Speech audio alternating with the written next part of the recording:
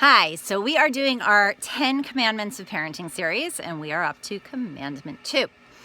This commandment begins, do not have any other gods, and it continues, and do not have any idols.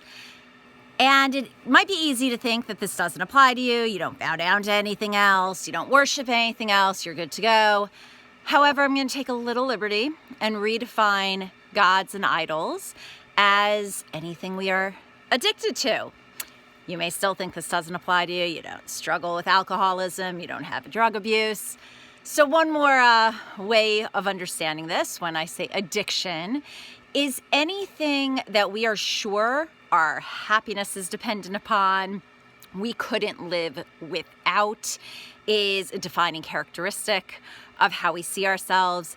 That could be our money. It could be our careers, our jobs. It could be our bodies and figures. It could be Facebook.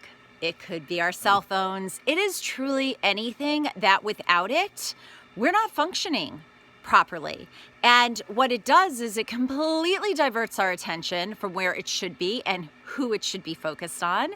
And so when we have these other gods, we're so convinced that without them, we will not be at our best, we will not be successful, we will not be happy, and we therefore put our trust and our effort and our emphasis and our time into those very things. And this is a big issue in parenting because as much as we often think that's our kids who are so addicted to their cell phones and their video games and social media, in truth, we very much can be as well. And we very often are uh-huh-ing them as they're trying to speak to us and as we're scrolling through our news feed, or maybe it's just me, but I think we all kind of suffer from this a bit, having our attention diverted like that. This continues, however, where the commandment says, in the Hebrew reads, Lo ta'aseh lecha pesel, do not make for yourself an idol. But that can also be read according to the Kabbalistic teacher, the Or HaChaim, Lo ta'aseh lecha pesel, do not make yourself into an idol, into something set in stone, into something concretized and unchanging. And this can be that something's gone wrong, something's difficult, something's challenging, and we're telling ourselves, I'm such a bad parent, or I'm such a terrible influence, or whatever it might be. And this can be in the negative or the positive, right? Even in the positive, I rock, I'm amazing, I am so successful, I'm so incredible. And yet, as if this could not change, this could not shift. So this idea of not setting ourselves in stone is recognizing that we always have the potential to change.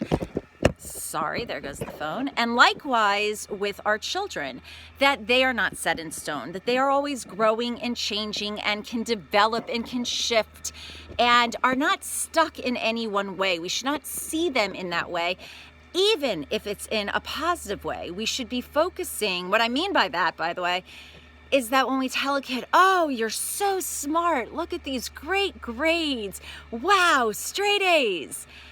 That puts a tremendous amount of pressure on a kid who then gets straight B's the next semester, right? We want to rather focus on the things that are qualities.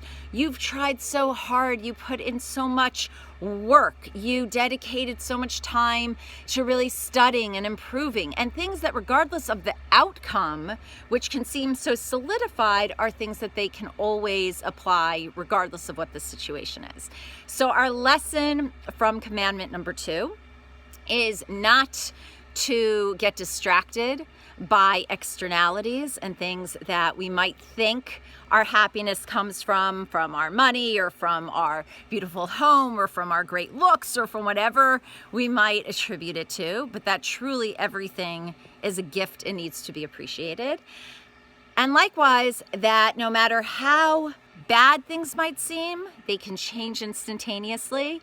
And no matter how excellent and positive things might be at the time, it is something that requires hard work. It is not a given. It should be appreciated at all times.